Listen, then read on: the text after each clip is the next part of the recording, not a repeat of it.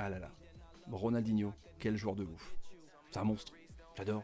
Salut à tous footeuses et footeux l'infamie, c'est Thomas. C'est pas une vidéo sur Ronaldinho, hein. Non, non, non, carrément pas. Même si j'adore ce joueur, je me suis mis un petit peu dans une ambiance un peu street hangar, hein. J'aime bien tout ce côté-là, vous savez, un petit peu mon goût pour le hip-hop et tout ça. Donc bref, on est parti pour les déclarations du jour, hein. J'ai un petit peu retracé tout ça, j'ai mis en avant ce qui était le plus important pour moi, donc on va voir ça ensemble avec Tony Parker qui veut concurrencer le PSG, avec l'ami Dugarry qui dézingue le football français, Sadio Mané qui veut le ballon d'or, il a parlé les amis, restez attentifs jusqu'à la fin de la vidéo, et Messi et les fake news, c'est intéressant, il a tweeté de ouf. On est parti avec le petit like qui va bien.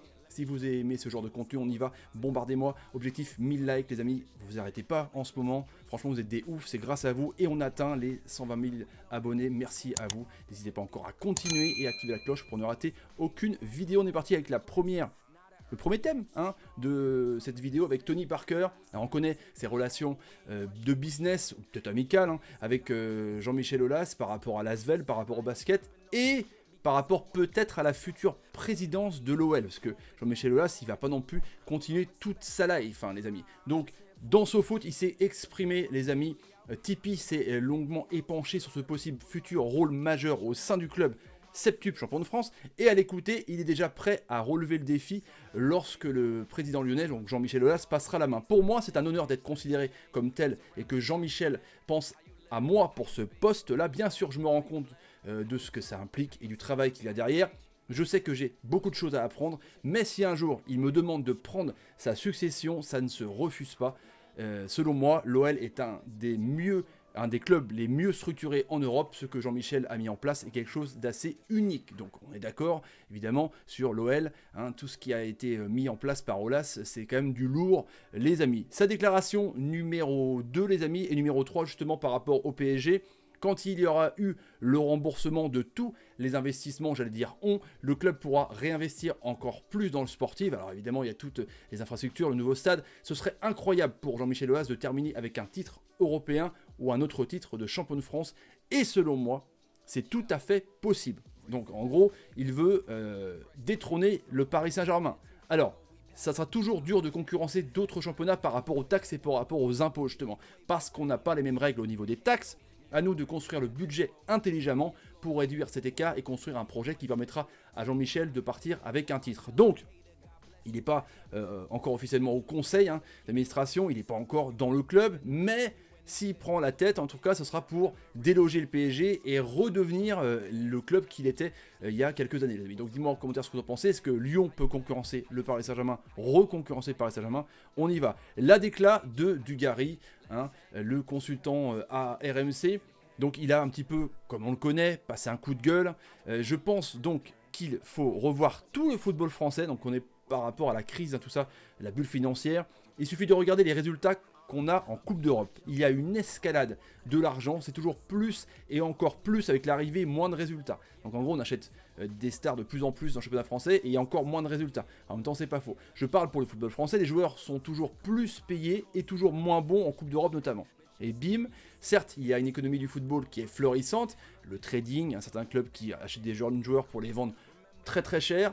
On arrive donc à vendre nos jeunes joueurs à des sommes impressionnantes alors qu'ils n'ont rien prouvé, voilà, je viens de le dire, à partir du moment où on a acheté des joueurs pour du potentiel et non pour des titres. C'est vrai que en ce moment, par exemple, un Kamavinga de 17 ans, il vaut entre 50 et 100 millions d'euros alors qu'il n'a rien prouvé, tu vois, c'est sur le potentiel, c'est du football manager. Encore une fois, aujourd'hui, le prix du joueur de football est en fonction de son potentiel. Aujourd'hui, il y en a tellement que ça ne veut rien dire, c'est une loterie. Et les dirigeants français ont joué à cette loterie. Ça leur permettrait peut-être de moins travailler, d'être moins malins. En gros, il faut revoir tout, donner un grand coup de ménage et repartir vraiment sur payer des joueurs qui ont prouvé, tu vois, pas payer des joueurs qui vont prouver. Après, c'est lui qui voit. Dites-moi pareil en commentaire à chaque fois ce que vous en pensez là-dessus, les amis. L'ami Messi, l'ami Messi, l'Arlésienne. Allez voir la vidéo si vous voulez, juste là-haut sur l'Inter Milan. Est-ce qu'il bougera un jour du Barça? Le fantasme aussi par rapport à City et les retrouvailles à Pep Guardiola. Eh ben, il a répondu carrément sur son Twitter, enfin en retweetant, en disant fake news, mensonge numéro 1 et mensonge numéro 2. Ouais, c'est que on l'envoie évidemment du côté des Newells, on l'envoie du côté de l'Inter. Donc là, Léo Messi, il a fait bim, non, arrêtez vos conneries, c'est complètement faux. Et donc, la traduction, évidemment, il a relayé dans un média en disant ce que l'on lit dans ce média sur Newell's il y a quelques semaines était aussi faux. C'est un moindre mal, personne ne les croit. Donc, il balaye l'Inter, il balaye aussi le Newell's, même s'il balaye pas ouvertement l'Inter Milan. Et aussi, il aurait indirectement versé une somme à Ronaldinho. C'est fake aussi. Donc, Messi en a marre des fake news, les amis. Allez, on passe au dernier thème avec le Ballon d'Or pour Mané. Il a fini 4ème, Sadio Mané. On parle beaucoup de lui, d'ailleurs c'est son anniversaire. Un bon anniversaire Sadio. Continue de nous faire kiffer l'ami. Et Van Dijk lui est passé devant cette année. Klopp, pareil, avait choisi Van Dijk. Mais Mané, on va dire qu'il mériterait le Ballon d'Or. On va pas non plus revenir dans cette polémique. Mais cette année, il l'aurait mérité l'année dernière par rapport à toutes les stats qu'il avait. Il avait tout gagné le mec.